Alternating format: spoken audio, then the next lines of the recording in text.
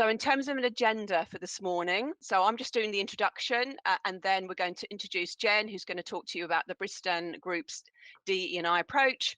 We'll have a few minutes for question and answers after Jen's finished. So please save up your questions while Jen's talking, either put them in the chat box, which I'll keep an eye on, or there'll be time to put your hand up and ask them when we finish the presentation. Then I'll introduce Charlotte, who will talk about the Baxi DE&I journey. Again, some time for question and answers. And then I've got a few minutes at the end just to talk to you about what's coming up next, what events are coming up next. So that's the agenda for today.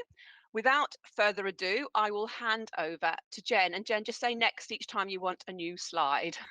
Brilliant, thank you, will do. Morning, everybody.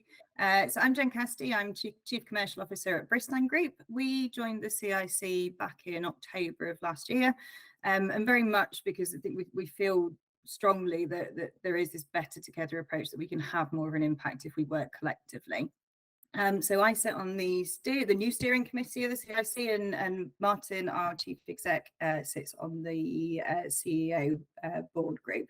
So if you move on to the next one for me, please, Anthea. So just a little bit about who we are. So we are wholly owned by Masco Corporation, a US-based organisation that primarily operates in the plumbing sector. They do also have a decorative arm.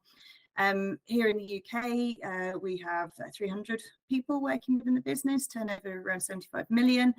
We are based out of Tamworth, so about 200 or so of our colleagues are based out of head office. And we have two brands, so the Bristan brand, which is the UK's #1 tap and shower brand.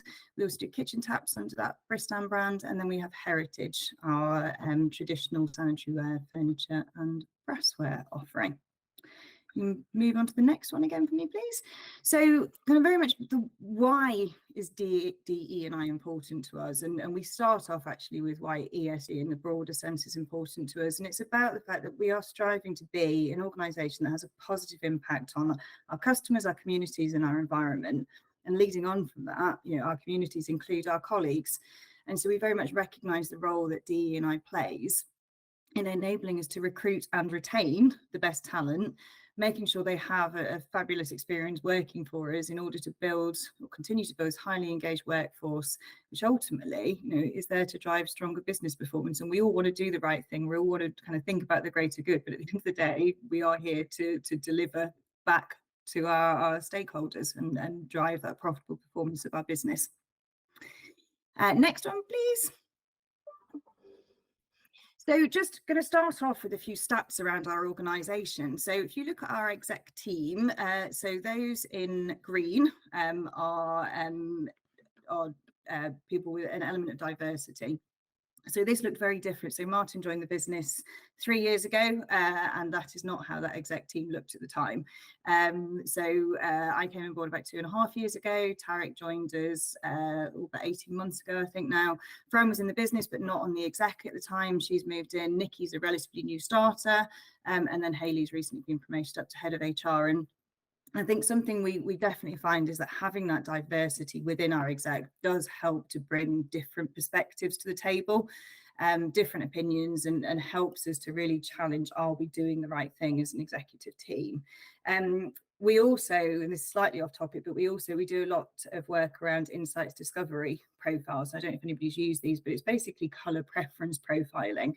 And again, what you see within our exec team is we have got a real balance and a real spread. So, as you'd expect on exec, there's a fair few of us that are pretty red, and that means kind of that energy and drive and determination, but can be a little bull in a china shop in my case at times. But then we also have a couple of blues in there who are much more data and process driven, and so kind of pull us back and say, have you looked at the facts and the detail around this? We have a couple of people with quite high yellow preferences as well, which is very much about taking people with you on the journey. And then we have one green, but actually two green people as well, who are really around that sort of care element. Now, again, doesn't mean that you can't dial up other preferences, but again, we've got a really nice balance there and a really nice mix of perspectives. So moving on from that, one of the things we're also really proud of, just the next, I would have to just back up one, Anthea, sorry, just moving on to the next slide, next graph, sorry. So we're also really proud of our wider colleague population. So if you take all of our colleagues, we have 53% of our colleagues are female and 10% come from ethnic minorities. So we've just compared that to industry benchmark in terms of ONS construction industry. Now, not a direct comparison, obviously, on the basis that there's lots of people actually out there working on building sites, etc., and we're clearly office based. We do have a big warehouse team as well, but significantly above industry average. That rolls through to our senior managers as well. So 48% of our senior managers are female, 12% ethnic minority. And in terms of our hires, so we were 56% of our 2023 hires were female and 10% ethnic minority. The flip side of that is we similar balance kind of actually around leavers as well. So we're not changing that balance, which is something we need to probably have a look at. And then our promotions, so 40% of those people promoted in 2023 were female and 4% ethnic minority. So next one now, please. In terms of our gender pay gap, so it sits at 16.3%, but that is 6.3% lower in 2023 than 2022. And if you can see there, that gap is narrowing, and again, is something that we're very focused on. And then I just wanted to share a bit around our colleague pulse survey, because the stats are all well and good, but how do people actually feel within our organisation? So I've picked out 3 of the questions that we ask around DE&I. So something's dropped off the screen here, apologies. But the first question is, my manager actively supports DE&I, and we're sitting there at 95% of our organisation would agree on that statement, and just 1% would disagree. My perspective is valued, even if it is different from others.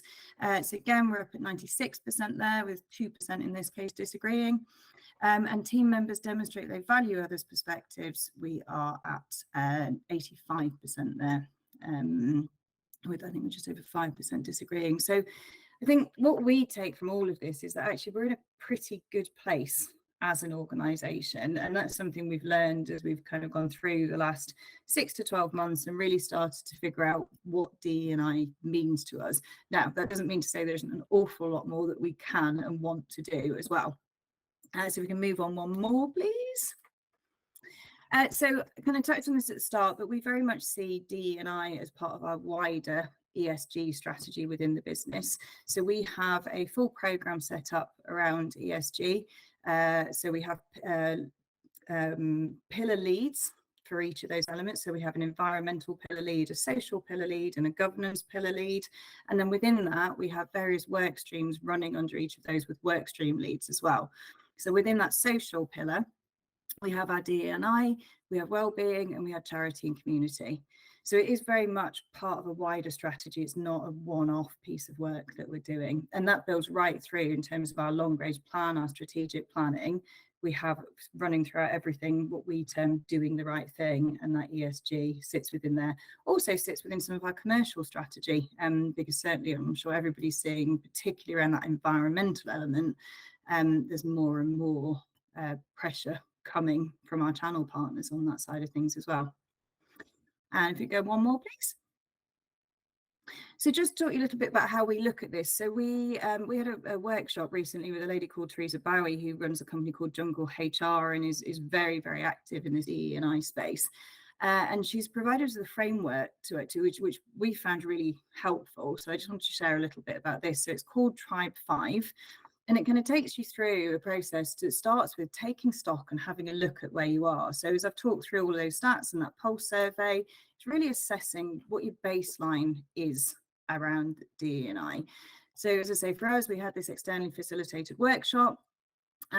Our current focus is very much around gender and ethnicity. Partly that's because that is what is being driven by our parent company, but also partly because actually that's where a lot of our data and information right now is accessible. We have our pulse survey that runs twice a year, and I've just touched on that ESG work stream that we're running. You then move around to raising awareness, and I think this is where we feel we're doing pretty well at the moment. So we've got a lot of activity going on. So we have a monthly colleague magazine plumbed in, and we have a couple of things running that. So something we call Walk in My Shoes. So this is people sharing their stories on a monthly basis, and we do a lot of cultural education around that as well. So we will tend to link. So those Walk in My Shoes stories, for example, February's issue is celebrating Chinese New Year. So we have our colleagues in China, we have a team of 4 based out there. So they've shared their stories about how they celebrate Chinese New Year to try and make it a little bit more meaningful. Did something similar for Diwali. We've got International Women's Day coming up. So we're sharing some of our stories of our colleagues around that as well. I touched on that Discovery Insights profiling and just really understanding those different perspectives. We released our first ESG report last year. We also do an annual gender pay gap report. We're just about to launch something called Snackables training. So this is come out of Masco, our parent company, and I've sat in a couple of sessions in our Masco Canada organisation, and it's just a really nice informal way of starting to get people talking.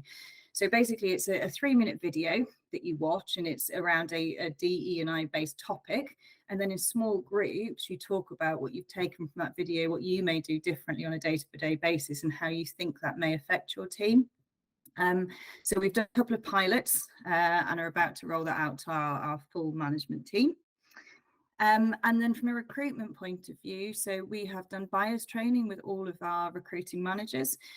We have targets, what we call balanced slate for our senior recruitment. So we must have minimum of 2 either female or candidates from ethnic minorities on our final on our first stage interview process. And we're also moving to try and have more diverse interview panels as well. So again, we're using the insights profiling as well around that. Then your next step is moving on to inspire and involve. And I think this is probably where we are in our journey right now. This is where our focus is. So we run bi-monthly town halls, and that's very much about communicating that why to our wider business and our commitment and our plan around DE&I. We have just recruited our employee resource group.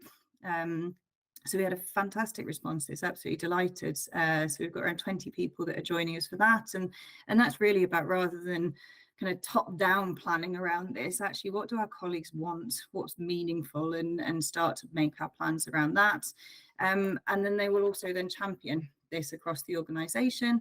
Again, that ESG programme, we have our social pillar lead, which is Tom Edgar, who leads our warehouse team. And then the work stream lead, so we've got 3 people within that as well. And then from a pulse survey point of view as well, this year, for the first time, as well as getting the answers to those questions, we actually ran listening groups with small groups of colleagues to really understand what was behind some of those answers as well. And then created action plans off the back of that. And we're about to do another update on status and progress against those action plans as well. Next step is around building for the future. So again, this is all quite in the now. So how do we make sure that actually we have that more diverse workforce moving forward? So we have what we call heat assignments. So this is people who within their own role are then given opportunities outside of that role. So that's kind of how these ESG pillar leads have come about. We run action learning groups. So these are small groups of 6 who are cross-functional and have different insights profiles, and they get together to really just share their pain points, their challenges, some of their opportunities, and just get different perspectives again as to how they might go about solving some of those. We do have a small apprenticeship scheme. It is small at the moment, but something we're looking at going forward. Again, we have a small grad recruitment program, primarily into our design engineers. Again, some really nice stories around that. So our entire engineering team, design engineers, actually have all come through that grad program, gone back for their final year, and then come back to us again. And this year for us, a real focus around performance management and personal development plans as well. And then finally, you get into embed. So how do you make this part of your DNA rather than a program or activity or something that you have to focus on, and it just becomes the way things are. So for us, that's very much about committing to the CIC pledge and delivering on that pledge. Our leadership behaviours framework includes very specific behaviours around inclusion. And then we have a framework we call the Bristan operating system, which is really how we run the business. And within that, there are 3 pillars. So it talks about culture, tools, and impact. And in that culture pillar, we're really looking to build that DE&I element into there, and this be something that is absolutely integral to our organisation. And then the last one, please, I think. So I just wanted to share a little bit about kind of what we've learned along the way.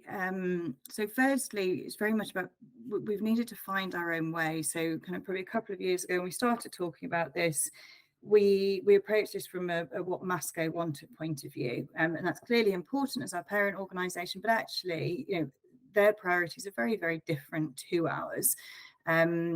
And so we really looked at, okay, what is important to people within our organisation and what do we focus on? Establishing that why is really important. So what's behind all of this? Why does it matter? Why do we want to do it? A bit of a misstep I will share. So very much do not force the issue. So when we started our Walk in My Shoes series, I'm slightly horrified to admit this, but we did a little bit of going around and saying, oh, you're different. Will you tell us your story? Not the way to go about this at all. Again, we very much learned from that, and now we wait for people to come to us. Learning from others has been a huge thing. So joining the CIC has been an enormous benefit to us, and actually being able to understand what other organisations do. And we've spent a lot of time actually talking to Wolseley, who are much further ahead on their journey than we are. So Sam Grierson's come to speak to our exec. We're talking to her and some of her team about actually how we can coordinate joint activity as well for that to maximise that impact. And then a huge one actually is allowing the strategy and the activity to evolve. So I think we started off thinking we needed this really detailed strategy and plan, and actually what's helped, particularly going through the work with Teresa, is to realise how much is already in train. And you know, for want of a better word, sometimes this is just doing some stuff initially and taking some action and creating some activity and learning and evolving and adapting as you go along. And that, I think, is us. Any questions? Right. Haven't seen anything in the chat box, so feel free to put your questions in the chat box or put your hand up if you've got a question. Jen, I'll ask something just while we wait for people to warm up. If you were to give a piece of advice to someone just starting out on their DE&I journey, what would you say would be, you know, one of the first 1 or 2 things just to get going with, to get started? So I think if we were starting again, I would probably, the first thing I'd do is actually set up that employee resource group. I think we felt we had to solve or find the answers ourselves, and I think actually going out and asking colleagues and having seen the enthusiasm that's come through, I think that would be my biggest tip. Yeah. Okay. Anyone got any questions?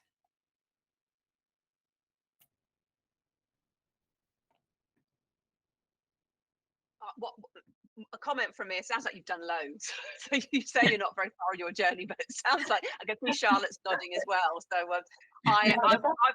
I've made loads of notes of things to be asking you about when we get together face to face. So and I think there's probably quite a lot in that presentation for people to digest. Yeah. And how I mean, you've got this Teresa involved to help out.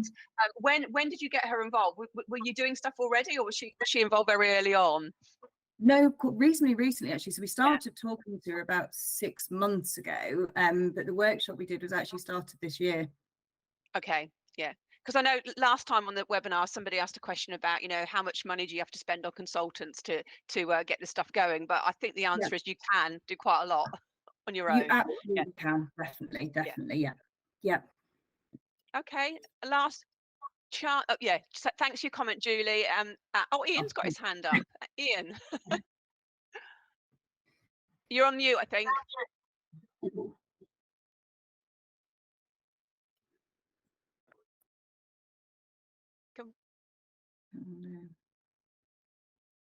Oh, can't hear you. Let's I wonder if you don't have to unmute, do you? I don't think so. In the chat here instead if they can't hear you. Yeah. Ian, why don't you put your question in the chat? And Claire, I know you've raised a question. So Claire, can you ask your question? I'll give it a go. Can you hear me? Yeah, we can. Yeah. Hey. Sorry, I just wrote down when you mentioned about the bias training, and I was interested to find out who helped you out with that. Where did you sort of find the resource, etc.? So that was actually an internally created program by our HR team. We have shared it with Andia, so I think that's one of the resources that will be available to members to take our training and adapt. Great, wonderful, thank you. Yes, please. Ian's question: did you get resistance in some parts of the organisation and some pushback, Jen? So not resistance as such, I think. I think there can be some skepticism, certainly, and particularly when it's about stats and numbers. And again, you know, I guess another misstep we didn't share. We last year we did a big piece around menopause week, and unfortunately at the time we also missed Black History Month, and so we had a couple of members of the team come and say, you know, why are you focusing on some areas and not others? And so I think that's also the challenge to balance. And again, this for me is why the employee resource group is so important, that actually we're capturing what means something to our organisation rather than just following a path and that kind of tick box exercise, I suppose. But no, I don't think we've really encountered any resistance at all. Just I think people have been, I mean, I touched on the walk in my shoes stories, but you know, we've had some incredibly brave stories shared, and they tend to go on Teams, and by far the most engagement we get on anything at all, and just an absolute outpouring of care and love and support for people. So no, on the whole, I don't know whether we've been lucky or we've just got a great bunch of people. I don't know, but it's been very, very positive. Brilliant. Any other questions before we move on? There'll be more time at the end. Okay, brilliant. Thanks, Jen. Thanks very much. Thank you. So we're going to move on without further ado to listen to the Baxi story, and Charlotte's joining us to share the Baxi story. So over to you, Charlotte. So, hello everybody, this is my first time joining the coalition. Kerry Dafferty's been a driving force behind it before me, but I'm picking up now as I'm going to be the ED&I lead for Baxi. And Jen, what an act for me to follow. We're not quite as polished as you guys. So next slide. So just in terms of it's talking through our journey. So for those of you who don't know us, Baxi is part of a wider group, the BDR for Mayor Group, and that's head office out of Holland. And it's an investment group, so it's an unusual situation. It's not quite the traditional sort of setup around shareholders, etc. But we do have quite a bit of power within that. They are very much focused on making BDR for Mayor a great place to work. Our leadership stats in terms of female diversity unfortunately took a bit of a hit because we did have 3 females on our exec for the UK, and now we just have 1. Karen, our illustrious previous leader, has moved on to pastures new in terms of enjoying a bit more downtime and following some passion projects, so that's great for her. And Louise Merton, who headed up our services organisation, has gone on again to a bigger opportunity within HomeServe. So we've still got a connection with Lou, but unfortunately she's not a face on our exec. So it's something we're very conscious of, and is also a further driver around what we want to do across the piece with diversity and inclusion. So in terms of our journey, we had a survey in 2021 that went out asking specific questions around diversity and inclusion, which I'll talk through in a second. We've brought things in as a result of that. So we've got enhanced maternity and paternity and adoption policies. We are celebrating key DEI events now more than we did before. We've got our new women's network. We've changed our recruitment policy. We're also focused on STEM and the primary engineer scheme up in Preston. We set up a roundtable, or rather Karen did before she left, with some industry leaders to talk about what we could do across the country. We have Pink October and November, and we're also signing up to the menopause policy and the menopause pledge. So again, just in terms of the challenges we face, we're an interesting company in that we are split. We've got a large manufacturing operation in Preston. We've then got all of our field engineers that go into people's homes to fix, service and repair boilers. And then we've got a large back office function with call centre and also our sales team. So we've got differing workforces, which then brings up differing challenges around diversity and inclusion. So next slide. So this is what came out of our survey. So we had 442 responses, which is amazing. That's pretty much half of our organisation. 258 were male, 164 were female, and we had 13 preferring not to stay. There were mixed feelings back then about the ways of working, and we had similar numbers finding it more stressful and less stressful. So 37% somewhat more and 33% more stress, and 30% advocating the need for more flexible approaches and adaptable approaches in future. The key challenges being thrown out were the home work-life balance, homeschooling, ability to disconnect. So that was back when homeschooling was still quite prevalent, as we were coming out of COVID and schools were closing at last minute and that sort of thing. A lot of positive feeling and language around what it means to work at Baxi. So progression, future, the culture, loyalty, support, great company. So that's really encouraging. 14% of females versus 3% of males have considered not applying for a role at Baxi because they felt gender might be an obstacle. So that was an interesting takeaway.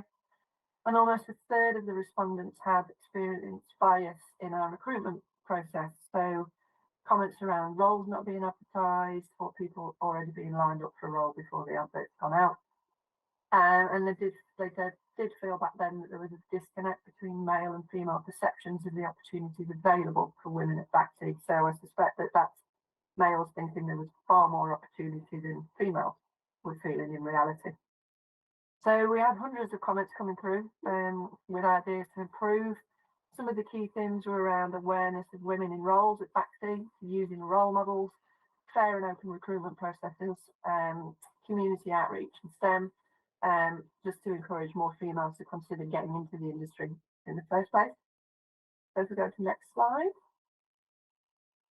So as I said, we as part of the output from this survey, we absolutely listened to those comments, and through that we introduced our enhanced maternity, paternity and adoption leave policies. We benchmarked this against other businesses within the industry to make sure that we were providing the best service to our people, giving them more support in terms of financially and also well-being, and including more flexibility around shared parental leave. And so we've got 2 weeks full pay now for paternity leave rather than stat. We've got a new return arrangement where mums, for the first month of returning, they can actually work half of their hours for full pay. And we've been working on a process that makes it much easier to work through the shared parental leave process, because as we all know, that is pretty messy to work through. So my colleague in Preston has set up something and piloted it with a gentleman in the company, and it went really well. Next slide. So in terms of celebrating women, we obviously celebrate International Women's Day every year. Last year we had a group initiative that followed the pictures, where it was to give a hug to show your commitment to equality. We interviewed the 3 ladies whose pictures you can see there around their journeys within Baxi. As you can tell, they're very diverse. We've got Carolina, who's Eastern European. We've got Rosanara, who's obviously ethnic minority.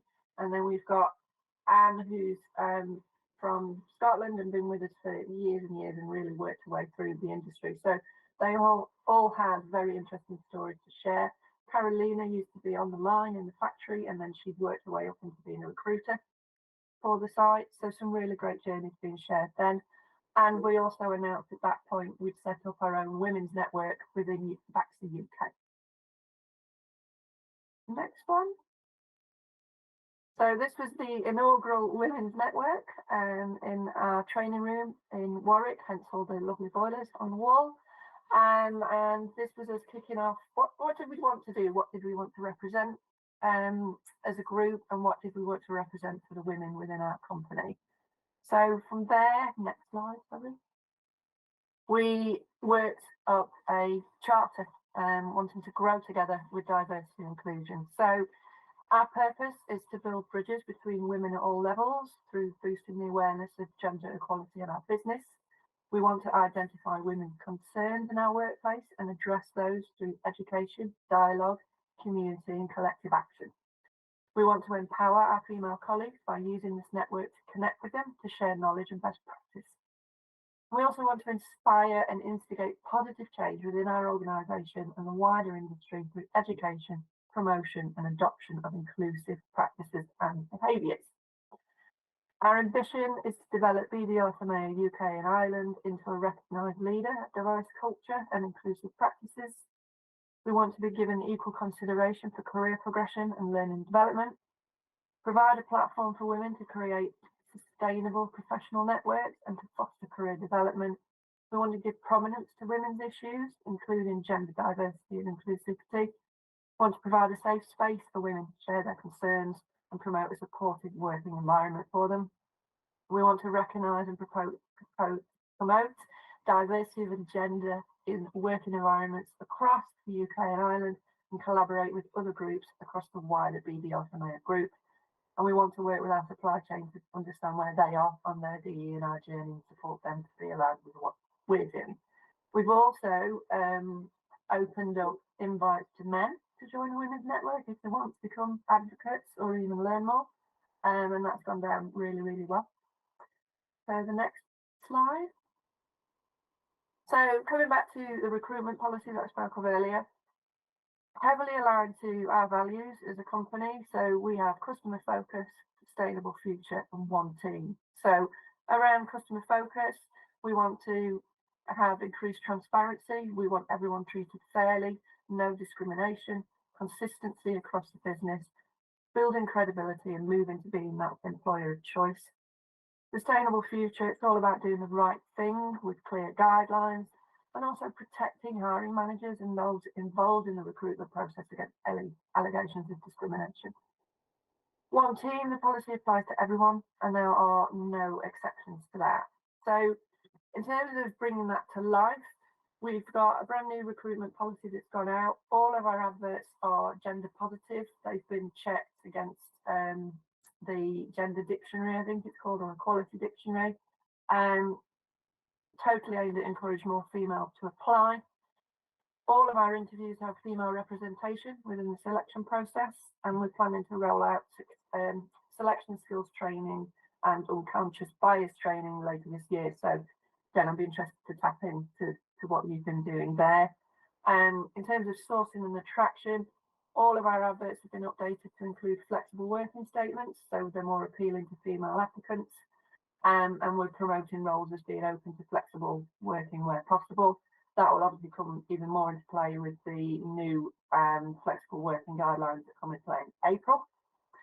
And in terms of advertising, we advertise all of our roles now internally for 10 days, and that taps into the transparency piece, making sure that we're also prioritising internal mobility and trying to encourage people to develop whatever background they're from. So next slide. This is our set STEM scheme, some lovely little pictures there. So we've got our primary engineer scheme up in Preston. It's an educational not-for-profit organisation founded in 2005, aims to engage with both primary and secondary school pupils and teachers, and trying to inspire them to get into engineering and technology type roles. Then they work with businesses across the industry within the UK to develop that diverse generation of engineering and technology professionals. So we've done some little events within schools as part of that. Next slide. Roundtables. So there was a roundtable set up by Karen last year with some of the leaders within our industry, trying to work out how we can improve opportunities for women within the construction industry. And we're looking at where that goes in future, but there is a full report available if anyone wants to have a look. Next slide. Pink October, we did such a lot around Pink October.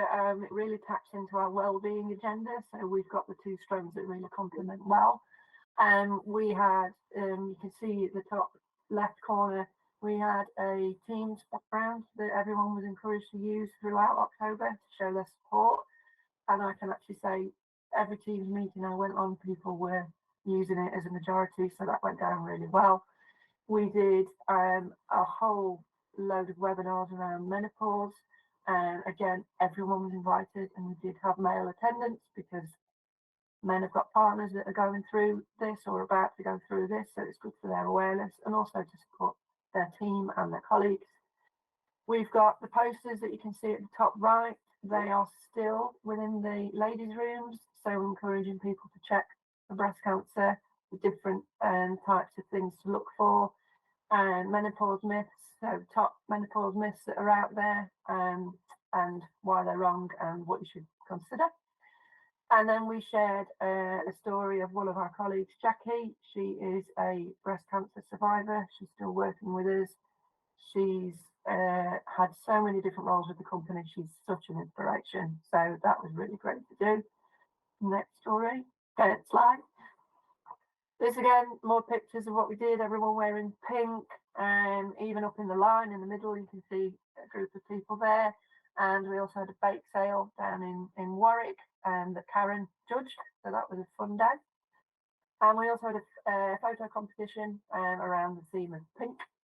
That was really good as well. And next one. Menopause pledge.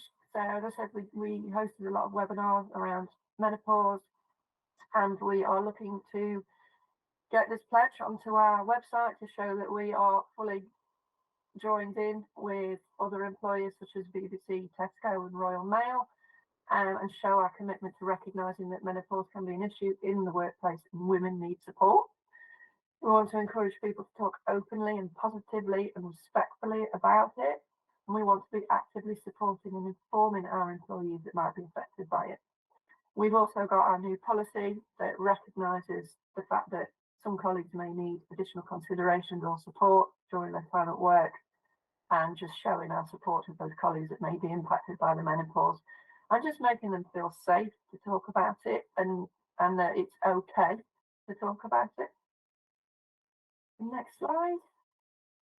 And then in terms of our wider programme, we did a whole thing in November for men within our organisation, and we had a couple of sessions where a foundation, Oddballs Foundation, came in, and they basically gave some really sort of relaxed and more fun talks around prostate cancer and the importance of checking for any signs of that. So that went down really well. Even the women joined in and wore some fake moustaches at one point as the pictures. And then in terms of the wider piece, we are just about to set up a people committee. There's going to be 4 strands within that people committee aligned to our strategic priorities. One of those strands is obviously ED&I, which I will be heading up. And from your learning journey, it's absolutely wanting to engage the wider business in terms of what are we missing, what can we do more of, and opening up our agenda, not just around male and female, but getting into ethnicity, LGBTQ+, and also neurodiversity. And that's quite a passion of mine. I used to do that in an old role. And so that will be kicking off soon. We've also got a big calendar in terms of comms, so recognising different religious days, the main days in each of the main religions, as well as things like, you know, Black History Month, LGBTQ Pride, all of that sort of stuff. So there's a lot going on our journey at the minute, and I think mainly it's talking to our people around what feels most important to them and getting something more concrete in place. That's it for me. Any questions? Thank you, Charlotte. Brilliant. Loads of stuff to digest. Sorry, my microphone's in my head. Loads of stuff to digest there. So while I let people get warmed up, maybe ask you the same question. If you were giving advice to organisations who were just getting started on this journey, what would you say are the things to focus on at the very beginning? I think the same as Jen, absolutely. It's understanding what your people want.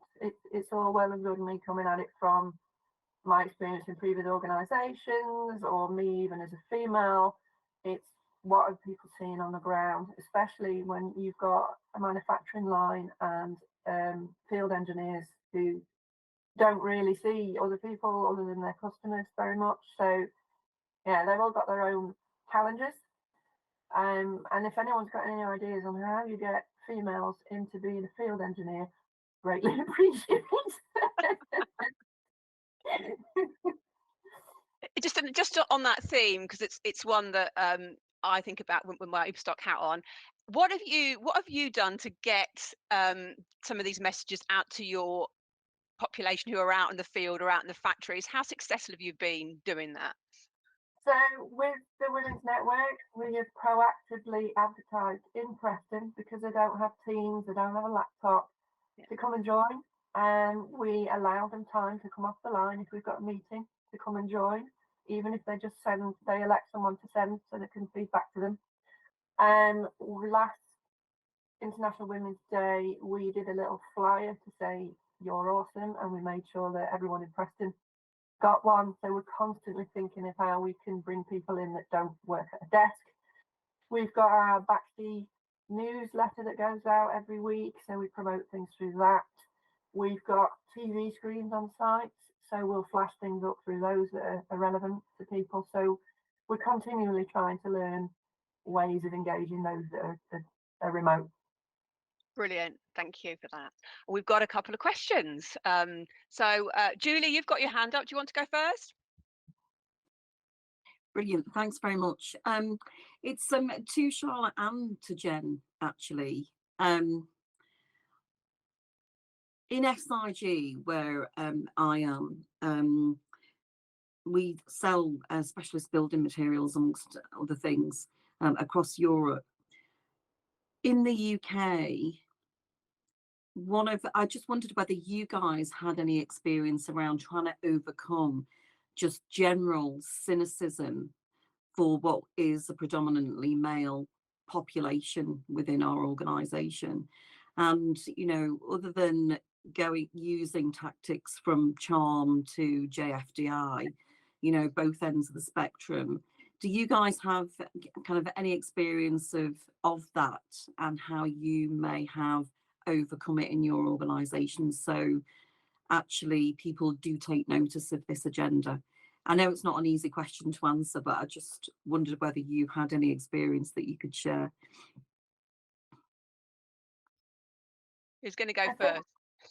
To be fair, we are quite immature in our journey, I'll be honest. We recognise we've got a lot of work to do. So, you know, we changed our recruitment policy. We make sure we've got female representation. We challenge recruitment decisions where we feel that there could have been a better answer. But we still have work to do. So I can't say we're fully there in terms of overcoming the cynicism just yet. Great. I think for us, there's a huge amount of, there needs to be authenticity coming out of the exec, particularly. And, you know, whilst I've said we have quite a diverse makeup of our exec, our CEO is male.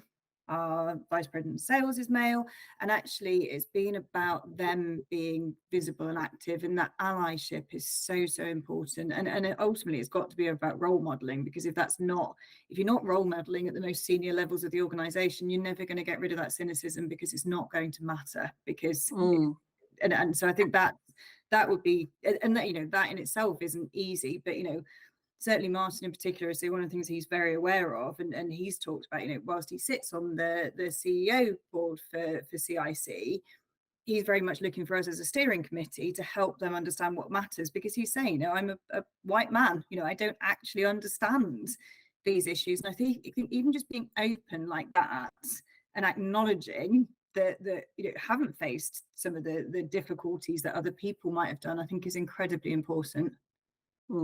Yeah, I mean, it's a tough gig, isn't it? You know, because that male allyship is so important, and if you push this too much, then you're at, you know, kind of a real fear of losing your audience, where actually that's the audience that you need to retain most of the support from, to, you know, make sure that you bring them with you.